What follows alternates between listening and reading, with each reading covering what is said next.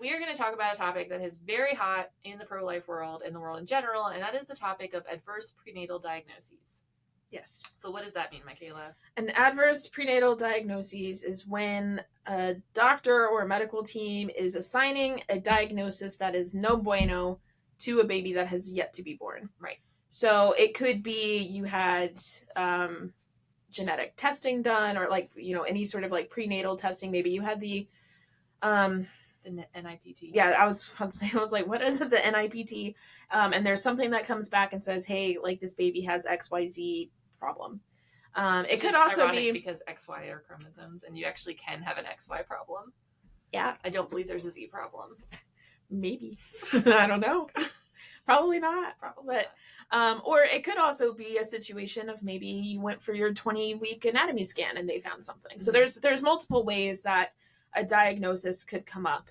But ultimately, it's when we're saying, hey, there's some sort of problem here before a baby is even born. Right. And that could be, there's various types of adverse prenatal diagnoses. Some are as simple as like a cleft palate. Right. Or a clubfoot. Yeah. Where there is a need for correction, but it's not, I mean, it can be corrected and you just move on. And later you just tell your kid, look at this really funny newborn. And it could be something like you've got like a syndrome, right? Something like Down syndrome can be detected in the womb sometimes. Yep. And then, of course, we have other things that perhaps are terminal or they're fatal problems. And typically what the doctor says, the phrase is incompatible with life. Yes. So this diagnosis, whatever it is, and there's many syndromes, just the baby cannot survive outside the womb or is not expected to survive outside the womb or not to survive for long. So there's like degrees, right? There's some things that are relatively simple, like a few, like some kids have fused toes, some kids have fused fingers, some kids have cleft palates or club feet. And then there's things that are more complex, but are ultimately survivable, like Marfan syndrome. Actually, I don't know if that one's detectable, but Down syndrome is. Yeah, I was supposed to say Down syndrome is. There are other types of syndromes or problems that can be identified, especially with a 20-week scan. Yeah. And then there are other syndromes that are legitimately babies typically don't survive with. Trisomy 18, trisomy 13, actually most of the trisomies. Yeah. So we're most familiar with Down syndrome, but a lot of the trisomies don't even make it out of the first trimester because it's some sort of abnormality that just is not survivable. Yeah. And that doesn't mean that the baby, even if they only survived in the first trimester, is less human. But there are certain things that can happen to us in utero, during conception, whatever, that would mean that the baby just can't survive. Right. And people often will say, like, when you have a first trimester miscarriage, and this is what happened when we had our first trimester miscarriage, they were like, hey, what happened? Like, I had a baby. Why did I lose this one? And doctors usually say, well, it was probably a chromosomal abnormality. Right. And you can test if you really want to know, or especially if you have like multiple miscarriages and you're trying to figure out why. But that's usually kind of what those early first trimester miscarriages are often chalked up to. Yeah.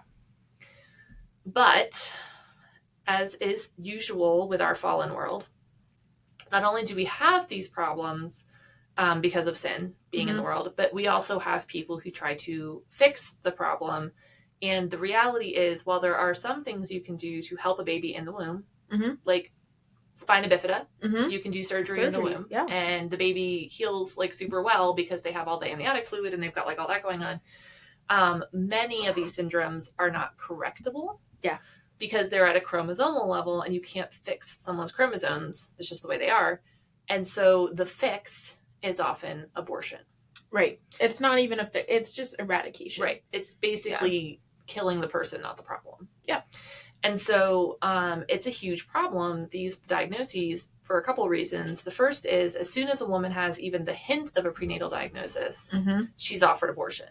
And sometimes, and I don't have the numbers in front of me, but the tests like the NIPT are not 100%. No, in fact, like we did a lot of research on this last year, and we mentioned this a couple of podcasts ago. The NIPT has the chances of being up to 80% inaccurate. Right. So depending on which chromosome you're looking at. Yeah. So it's very, because it's so sensitive, and the things they're looking for are on like such a chromosomal level. it's very likely to get a false positive with the NIPT. And so up to 80% of them are false positives. And so women are being, and I've seen this in the moms groups, I've talked to women who said, oh, my baby has trisomy 18, and so my doctor says I have to abort. Mm-hmm. And that's literally the thought process. Like, it's not an option. Like, it's not a choice. Like, no one never says to them, and not every doctor is like this, but some are, you can have your baby. Like, you can have a trisomy 18 baby. And maybe the baby won't live that long. Maybe it will only live for a few hours or days or weeks or months. But that doesn't mean that their life isn't worth living. So a couple things that happen when we talk about this. First of all, a lot of people get very angry. And they're like, you don't understand. You've never had that happen. I'll talk about that in a minute. Another thing that happens is Christians, and I find that this is especially true with Christians, jump to, well, I had a friend who was told XYZ was going to happen, and her baby was totally fine. So maybe your baby will be totally fine. And maybe it will be, but like, even if it's not, right, it's still a baby. And what we do when we say that as Christians, what we're trying to do is be comforting. Yeah. Right? Like, this is not a necessarily absolutely going to happen kind of thing. Mm-hmm. Maybe the doctors are wrong. Maybe God will heal your baby, whatever. But what we end up saying is sort of reinforcing this idea that if the baby does have an abnormality, it's not worth it. Yeah. Like, the only reason to continue this pregnancy is in hopes that your baby will be okay. Yeah. And as testing gets better and better and better with more clear ultrasound images, the NIPT does keep improving. We have amniocentesis, it's very accurate, a couple other things like that. The chances of false positives are going to go down. So then when you say to a woman, oh, don't worry, I had a friend back in the 80s who was told her baby would have XYZ and they didn't, and they're totally fine, and now their baby's 38 years old and happy as a clam, mm-hmm. That mother is thinking, okay, well, we're not in the 80s. Right. We know something's wrong with this baby. We can see it. Yeah. So that's not really going to happen to me. Yeah. And so as Christians, we need to change the conversation and not jump to this, oh, maybe your baby will be fine. But instead say, regardless, I'm here for you. Yeah. Regardless of whether your baby is born typical or atypical. Like, whether your baby is born not living. Whether your baby is born and lives for an hour or 2 hours or 5 hours or 2 weeks or 3 months or 6 months or 2 years. Mm-hmm. Our church family, your Christian family is going to support you. Mm-hmm. And so there's a lot of things that go into these diagnoses. So first of all, we have doctors, counselors, maternal fetal medicine specialists, especially, who are really pushing the abortion. Yeah. So when I got pregnant with the twins, we knew they were abnormal embryos. We declined the NIPT. Actually, I was going to get it because I was like, it doesn't really matter. I don't care. But I guess it would be nice to know if one of them is going to have, because we thought at one point that Jeremiah had Down syndrome. Right. Actually, we thought that for a really long time. I was about to say, like, we thought that for a while. Turns out he totally doesn't. He has a different syndrome. Ironically, one that would not be picked up on any prenatal testing, and not even most genetic testing. Because it's just kind of like a random conglomeration of issues that they've called a syndrome. Right. You're like, okay. Yeah. And it's not even, like, some kids that have it very significantly and others don't. We have no idea how significant Jeremiah is. Honestly, the fact that his lungs barely work is really more of a problem. Like, his syndrome is the least of his concerns. Yeah, I was about to say, like, all of his problems are, like, not really related to his syndrome. They're just, like, they're related to, like, eating his entire amniotic sac at 15 weeks. We shouldn't be laughing, but it's kind of funny. And he's my baby. I can laugh at him if I want. Like, don't come at me. And don't laugh at him either. And he's still just as much of a baby as all of the other babies. He's great, and he's really cute, and he's really fat, and he's but he is a little bit problematic. He's a little problematic. But so my amniotic fluid, I think we talked about this on the podcast before. Yeah. My water broke at 15 weeks, which is 100% not supposed to happen. Yeah, that is a red flag if I've ever seen one. Not good. And so I went to the hospital, and they're like, "Are you sure it was your water?" And I'm like, "Listen, I have 4 other children, and I've miscarried once. My water broke. Like, It's a very specific feeling. Once you've had it happen once, you know what it feels like." And they're like, "Okay, so your water broke." And I'm like, "Covered that. Yes." My mom, I don't know if she watches podcasts. She might. Love my mom. So Anthony was hunting. Okay. And this tracks. Totally fine. Yeah. I wake up and I'm like, something's very wrong. So I'm calling my mom. Because I'm like, I don't want to interrupt him. It's like the opening day. Yeah. And I'm like, maybe it's not that big a deal. Totally was. And so I call my mom and I'm like, Mom, I need to go to the hospital. Something's wrong. And she's like, okay, great. It was after Thanksgiving because it was opening day. And so my uncle was still in town. So he comes up and stays with the boys. She drives me to the hospital.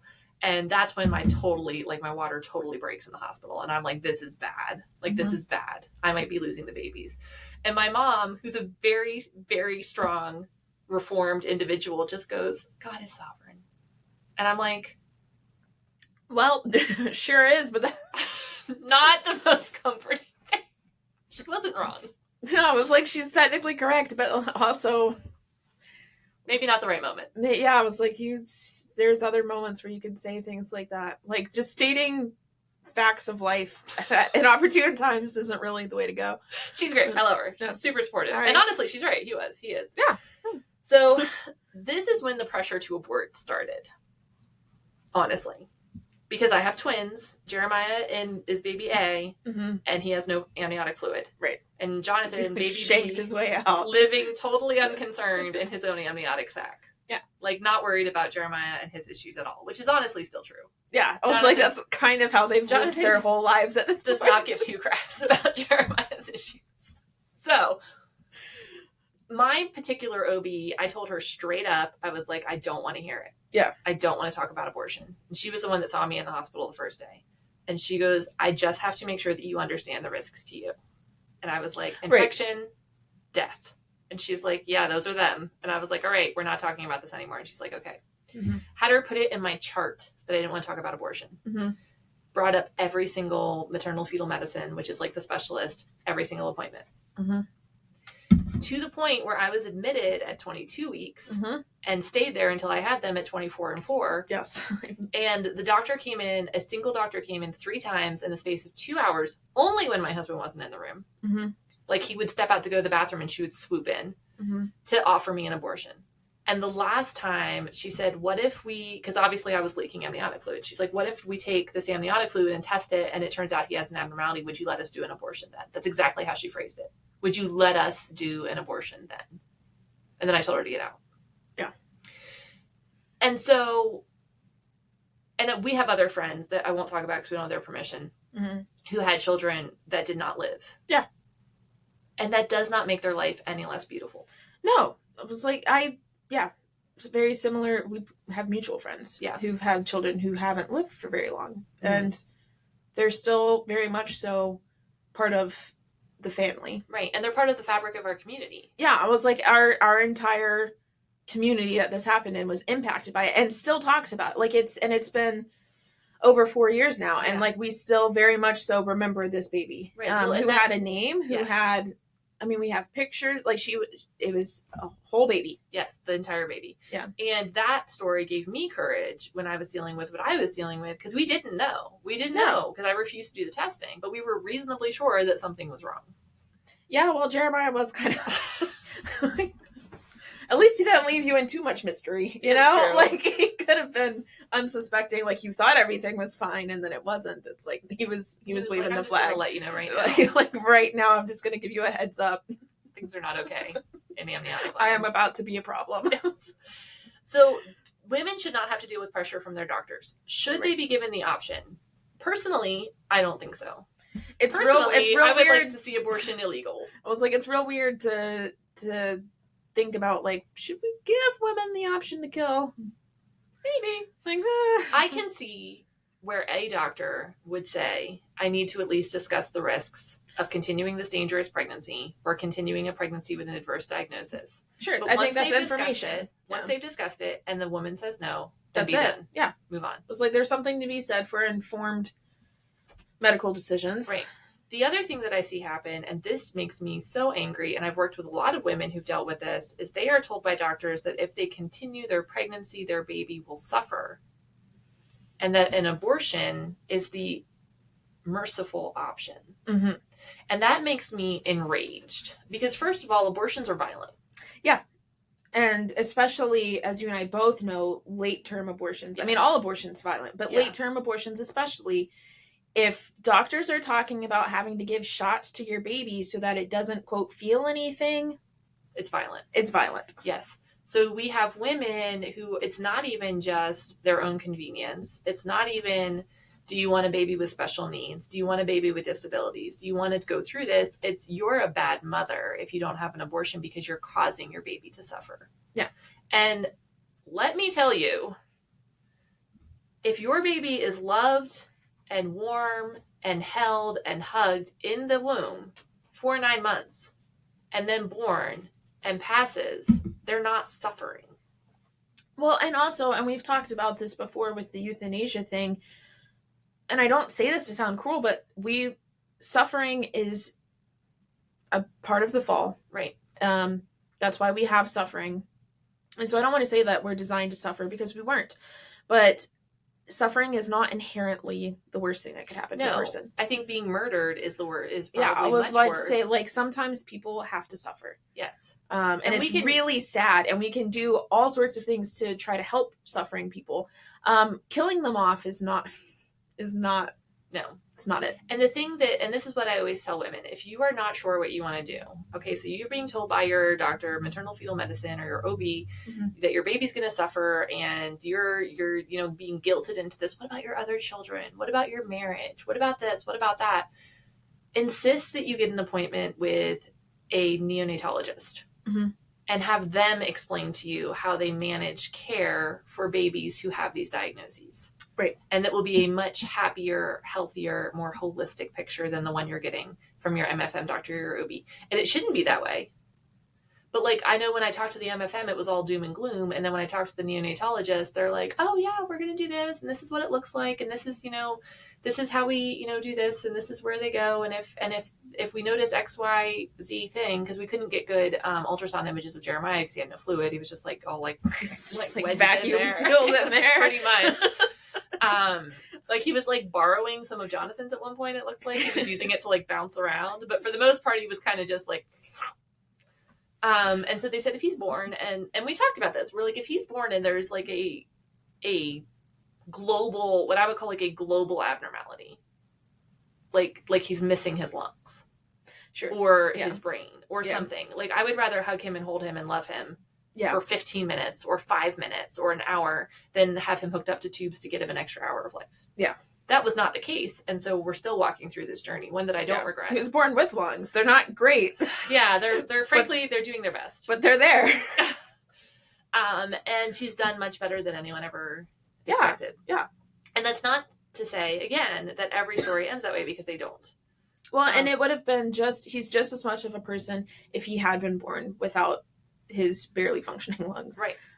Or if he had only lived for 52 minutes. Right. Like, he'd still be a person. It doesn't make it better that he's lived as long as he has. Right. Like, he's still, I mean, it's really cool, and we're very happy for him. Wish he'd get it together. But, like, he's, like, buddy. But he's just as much of a person if this hadn't been the outcome. Right. And I think a lot of times people look at my story and say, well, it didn't end well. Well, first of all, it hasn't ended. Yeah. I was like, he's still alive. Jonathan's great. Yeah, I was like, Jonathan's just living his life. Running into barbecues. And then Jeremiah, he has had a very difficult journey, and he has been in the hospital for 19 months at this point, essentially, with a very brief parenthetical time at home. But that doesn't mean his life isn't worth living. And it doesn't mean that my story is somehow, our story is like we did the wrong thing by doing the embryo adoption, because his life isn't this picture perfect, wrap it up in a bow, and everything ended wonderful. I don't know anybody's life that's picture perfect. Oh yeah, me either. Yeah, I was like, now that I'm like thinking about it, I'm like, literally everyone I know, everyone has suffered. Yeah, because of sin. Yeah. And so there's the big issues are, I hate to say this, but the big issues are the pressure, doctors putting pressure. Yeah. And other people putting pressure, family members, friends, putting pressure on women with an adverse prenatal diagnosis. So if you know of a woman with an adverse prenatal diagnosis, something that a lot of women don't share because they're afraid to, or they're afraid of judgment, or they're afraid of, like, what if we do decide to have an abortion? I don't want anybody to know. Well, and it's fantastic how everyone suddenly has an opinion as soon as you share something like that. Like, all of a sudden, everyone's a neonatologist, and you're like, interesting. Yes, wow, this wasn't true yesterday. Yeah. If you have a friend who has that kind of diagnosis, be encouraging. Yeah. Be like, yeah, this could be really hard.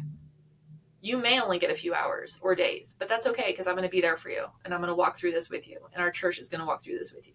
Mm-hmm. And no matter how bad it gets, and I think that's like one of the many things I've learned over the last 19 plus months with Jonathan and Jeremiah, our church family has not abandoned us. Yeah. Not even just like our church family where we attend, First United Brethren, but our greater church family, as in like the greater Christian church community. With the capital C. Yeah, the church with the capital C. And I have never so vividly experienced what it means to carry one another's burdens. Mm-hmm. Because carrying the burden of 2 babies in the NICU for 129 days and another one in the hospital for months and months and months is not something that my family and I can carry alone. Right. And so the entire church has come around us and lifted that burden, whether it's through prayer or like helping with gas cards or helping with even like gifts of money or gifts of food to make sure that we have what we need to like survive and our kids have what they need. And so that's our job as the church. Our job as the church is not to say, oh, you would be a better mother if you had an abortion or your baby might suffer. Our job is to say, I want to walk with you along. I want to walk alongside you and walk with you and be with you. And as mothers, and I'm going to specifically speak to mothers because it's really our choice. Our husbands cannot make us have an abortion and they can't stop us from having an abortion. Right. And protect your baby. Like, even if you're the only person, even if your mom and your grandma and your best friend and your husband and your other kids and your pastor are all saying have an abortion, protect your baby. Mm-hmm. Just like if your child was in a fire and they all said, you can't save him, don't bother, you would run in. Mm-hmm. Or just like if your child was about to get hit by a car and you could only save them by pushing yourself in front of them, you would push them and save them. Like, protect your baby. And frankly, everyone else can just stuff it. There you go. Just knock the mic off.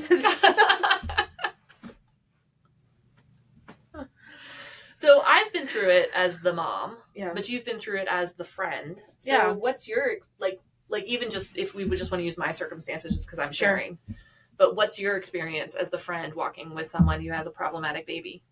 Like, I mean, Jeremiah. Just so you know, I love Jeremiah. We love him. We love him. We do make so fun much, of him. but we do bully him. So I'll have to show you the picture. So he has this thing. Frankly, he's been sedated for a very long time because his lungs have been in such bad shape. Right. Okay. So he's coming out from the sedation. He's frankly mad about it. He has the valid response. The actual classification is neuroirritability, but he's just angry. Okay. So he tends to he kind of does this with his hands. Yeah. And I trim his nails and stuff, but he can kind of get his skin and things. Sure. So the nurses will put little socks on his hands so he can't scratch himself. Well, she couldn't find the little baby socks, the little white ones. Mm-hmm. She put the toddler ones on, which are the big green ones with the grippies. Except the wrist, kind of his little grippy socks. The wrist was snug, and so the rest of it was just flopping. So my sister sends me a picture of him, and he's got this sock going, and then she sends me one of the car sales things. The, yeah, the little people.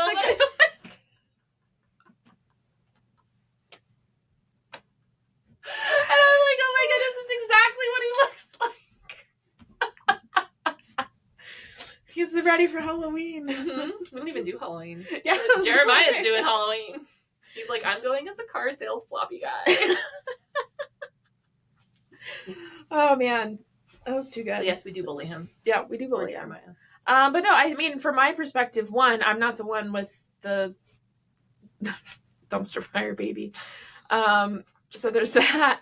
But it has made me think about the way I live my life and putting other people into it.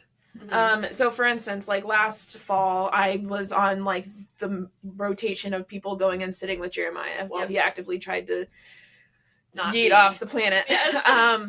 And that took a little bit of work. I had to arrange things. So my schedule revolved around that essentially. I knew that I was going on Tuesday afternoons, and Saturday afternoons to go sit with Jeremiah with whatever he was doing. And it takes work. Pittsburgh is a long drive. Mm-hmm. It's not free to park at the children's hospital, which I'm still upset about. It is if you're a parent. Small children are dying here, and you're gonna charge me $4 to park. Can you imagine though, how many people would just park there if it was free? For sure. I understand, but also what? So there are sacrifices that you make, and I'm not saying I made all these sacrifices because I think it's the bare minimum. used to put him up when he was in the NICU and he had the baby cam. Yeah. All your grad friends would watch him. Yeah, we would. We put him like on the projector in the lobby. So and just, in the NICU, they don't do it in the PICU. They don't do it. They only do it in the NICU. Yeah. And it's basically because, like, you can't be, especially if you have a 24-weeker, you can't live in the NICU. Yeah. Like, you have to go sleep and shower and eat and whatever. And so they have these cameras that would, like, they would focus, like, put on your baby's face so you could, like, watch them when you weren't there. And so you're not really, I mean, I guess you can, but they really don't expect you to, like, give the code out to, like, everyone. But I did. And people that had never met him in person would, like, watch him on his baby cam, and I would get like text messages like, oh, Jeremiah's camera's on. Yeah. What's going on with Jeremiah?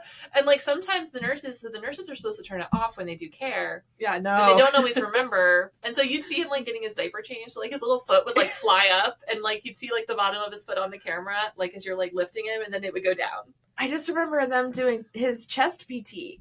Like when he was getting chest PT, like I logged on and all my friends and I are like, look at him. He's so cute. And there's this nurse that's just like, wow, because that's what they do. They really like smack the ever loving heck out of that baby's chest. And we're all like, and he loves it. Yeah. And he's just like, whoa, like doing his thing.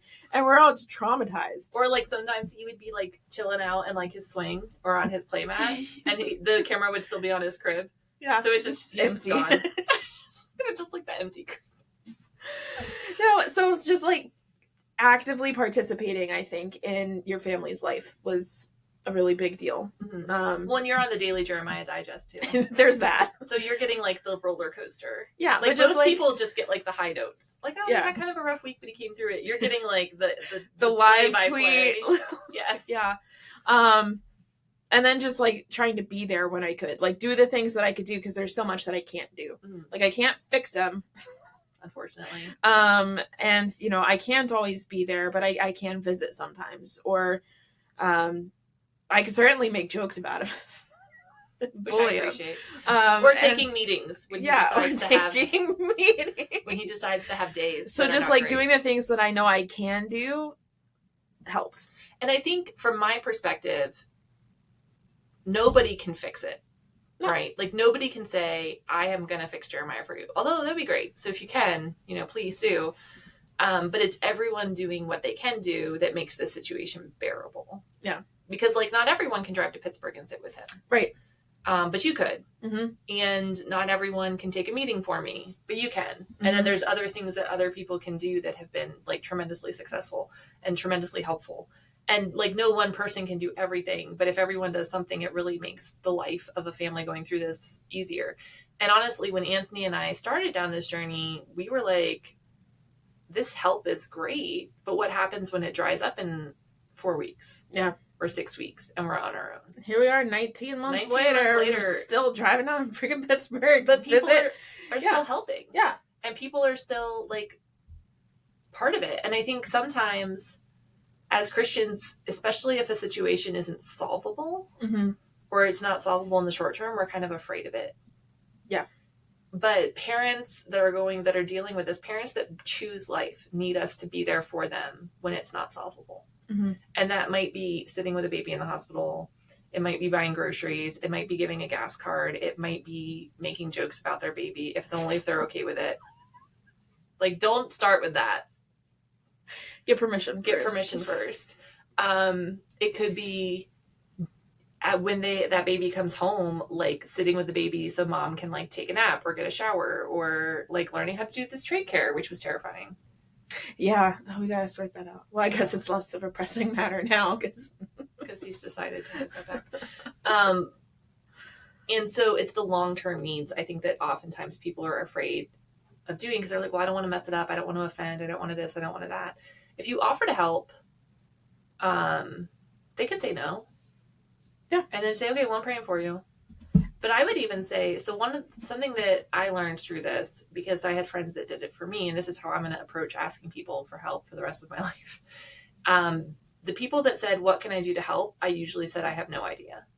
Yeah, you've got to be specific in, I think, ways of offering help. Right. Because I don't know. Like, I don't know what they mean by help. Yeah. Like, do they mean something hard, something easy, something little? And also, like, my life is so overwhelming, I can't even think. Yeah. But the thing that's been helpful are people who either just help and don't ask. Mm-hmm. Like, I'm dropping groceries off in 2 hours. Are you home? Mm-hmm. Or here's a gas card. Gas cards especially, because we're driving an hour every day to see him. But the other thing that was helpful are friends that said, what's stressing you out right now? Mm-hmm. And I could just like share what was stressing me out. And then they could look and say, okay, what can I help with? Yeah. And then they found things that I would never have asked someone else to do. So like, for example, I needed to do art class with my kids, mm-hmm. and I just didn't have the bandwidth. Like between work and Jeremiah and everything, I didn't even have the bandwidth to like go on like a schooling platform and find it. Mm-hmm. And a friend of mine said, well, Sue Stevenson mm-hmm. said, what can I do to help? And I was like, I don't know. And she goes, what's stressing you out? And I just started like listing things off. And she was like, I could teach art class. Mm-hmm. And she legit came for like 9 weeks and taught my kids art. Nice. It was phenomenal. But like, are they like little artists now? No. But But you take the help you can get. But you know, she found that out because she was just willing to listen to like what's stressing you out. Yeah. And it could be something that you would never think of. Like, I would never have thought to ask someone else to teach my kids art. Yeah. But she did. Yeah. And it wasn't even just the turtles, which was my plan. I think too, and I mean, we haven't had to navigate this with Jeremiah, and hopefully we don't. But also, I fail miserably, but I try to be mindful of my friends who did lose a kid, who Mm-hmm. did have an adverse diagnosis, and the baby did only live for a couple of minutes or a couple of hours and then passed away. And trying to like remember that, because I think it's so easy, and we see this all the time at funerals, right? Like everyone swarms and they're there, and people are bringing food. Like, speaking from experience, like my dad died when I was in high school, and everyone was there for like 3 days, to the point where I was like, please get out. Go away. And then they did. And I mean, people were bringing food and checking up on us and calls and, you know, and like sitting with us and all the things. Well, a month, 2 months, 3 months goes by, and eventually everyone else goes back to quote real life. And like, you're just left sitting there with no dad and no casseroles.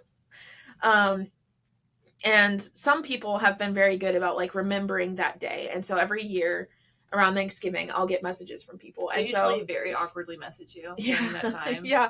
Or like last year, we actually spent the day together because I was so depressed. Yeah. And we went yarn shopping, and I was still depressed, but with less money and more yarn. And more yarn, which is honestly a better place than you started. And I think that was also the day with like the water bottle incident on the... It was 100% the day that we thought that your car was breaking down. But it wasn't. But it wasn't. And so it was fine. But like, people who do things like that. And so I try to remember, like I have in my calendar like a certain day in July that I don't want to forget. And so far I've remembered without the calendar reminder, but it's there every single year. So that, and it's there in advance. So I have one, I think it's 2 weeks beforehand, so that it's on my mind and I can think and prepare for something like, okay, maybe I should make a meal or get flowers or whatever. So and especially if you're bad with dates. I'm really bad with dates. Yeah, I'm terrible with it. So if it's not on my Google Calendar, it's not happening. And so I put everything on my Google Calendar, including reminders of like, hey, this particular anniversary is coming up. Like, start thinking about it. Yep. And I think that's really important for people who have experienced loss to like continue showing up, even when quote real life has to go back to normal. Like, real life was never the same after that for these people that I love. Yeah. And so I get to go home and live my life as if nothing happened, and they don't. So just remembering that and trying to be mindful of it and showing up even when, quote, the problem has passed away. Right. And treating their lost children or special needs children just like they're part of the crew. Mm-hmm. So special needs children can be hard to deal with. They make uncomfortable noises. They may need things. They may seem overwhelming. And it can seem tempting just to pretend that's not happening. And that's not going to work. After a loss, that person, that baby, that dad is still part of their life. Like, you don't want to unintentionally like bring someone grief like in the middle of a normal day, but chances are they're thinking about it way more than you are. And so if you just say something like really positive about the baby or what you remember, or like how proud you are of that person for doing what they did, that's okay. Yeah. And I think that people appreciate that and honor that. And one of the cool things about Jeremiah is people do ask how he is. But like they're kind of on that roller coaster with us. Yeah. Like nobody's, I feel terrible saying it this way, but nobody's like disappointed when he does. I mean, obviously we are all disappointed when he doesn't do well, but it's not like this, like, oh, well, like maybe you're doing something wrong. Yeah. Like maybe you're not praying hard enough. Maybe you're not working hard enough. Maybe you made a mistake. And we have had a little bit of that, but it's been like extremely minimal. Yeah. Like most people are like, all right, well, we're still here with you. We're praying. It's a complicated case as well. So I think a lot of people don't know how to feel or what to think. Or one doctor recently referred to his lungs as gnarly.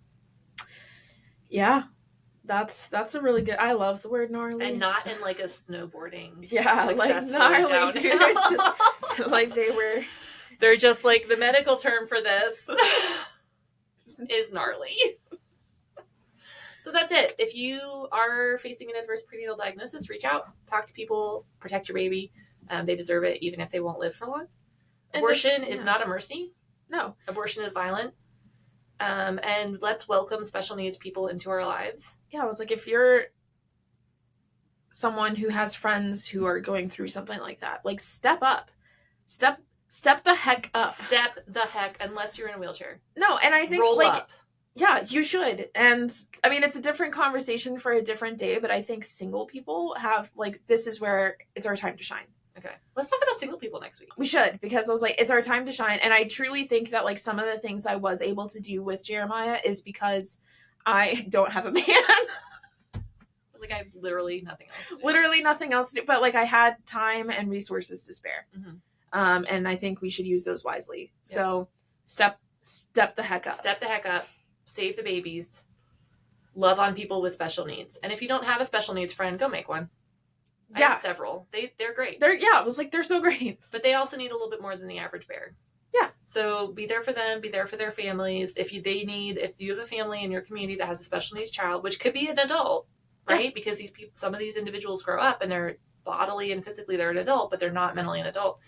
If they need special care, figure it out, and then be that respite person so that mom and dad can go on vacation, go to dinner, go on a date night, get a break. Yeah. And maybe that means putting yourself out and making yourself uncomfortable. So just do it, man. Yep. Do it. All right. Thank you so much for joining us on this podcast. Wait, we need a Jesus moment. Oh, the Jesus moment. I'm sorry. Sorry, Jesus. What do you got? You don't have one. No. There's a lot, like, some of it I feel is so simple. Yeah. And so I find myself getting frustrated at Jesus moments sometimes. Well, not with Jesus, but like the actual fact that we have to be like, hey, the Bible says that we don't kill people. All right, so let's use the verse that I referenced earlier. Or taking care of people. And I think probably weeping with those who weep and laughing with those who laugh would be a very good thing to remember. The one that I referenced, also, because I'm really bad with references, I can quote things. We're bad with dates, we're bad with references. It's all numbers. Basically math. My Bible app just asked me if I wanted to start a Bible in a year reading plan. It's September. I feel like it's... It's too late. It's a little late. That's not true. I read the whole Bible in January. The whole Bible. It's called the Bible Shred. And you do it in 30 days. It's like the CrossFit of Bible reading. It was a lot. It was, I'm not going to lie, miserable. Did you learn anything? I did. It was actually really helpful for getting, like, the bigger picture. Because there was no time to, like, sit and meditate on, like, what you had just read. Like, you had to keep going. There was no time to sit around and think about it. It's like Bible book it. Yeah, it was your way through the Bible. But it does give, like, to have read all of it in such a short amount of time, you get, like, the overarching picture. Was very helpful. I don't know that I would make a habit of doing that because turns out I really like reading slow and just reflecting on. I mean, I'm reading the Bible in a year, and honestly, I felt sometimes it's like drinking in a purifier hose. I was reading like 7 or 8 hours a day. Wow. And a lot of it I would put on like audio. And so while I was driving, I was listening to the Bible. While I was washing dishes, I was listening to the Bible. While I was doing XYZ. Dishes. No, I don't, but it was a nice thought. Or if I was at that point, I would have been like grading things. I had it on in the background. That's a lot. Yeah. All right. So the verse I referenced was Galatians 6:2. Bear one another's burdens and so fulfill the law of Christ. Yeah. And I love the one after this. For if anyone thinks he is something when he is nothing, he deceives himself. Yeah. So bear each other's burdens, but also if you think you're all that, you're not. Yeah. That's what the Bible's telling us. And that could be bearing one another's burdens if they're going through something hard, if they're struggling with sin, if they're whatever it is, whatever the burden your fellow Christian has, you are called to bear it with them. I think we're going through Galatians for Sunday school, so I look forward to getting to chapter 6. But I also think it's interesting that verse follows. So you've got like bear each other's burdens, and also you're not anything. Well, and it starts with if anyone is caught in any transgression, you who are spiritual should restore them. Keep watch on yourself. So it's like, I think that you can take this verse and it can mean like a burden of like a child with disabilities, but I think it's more specifically talking about like sinfulness. Yeah.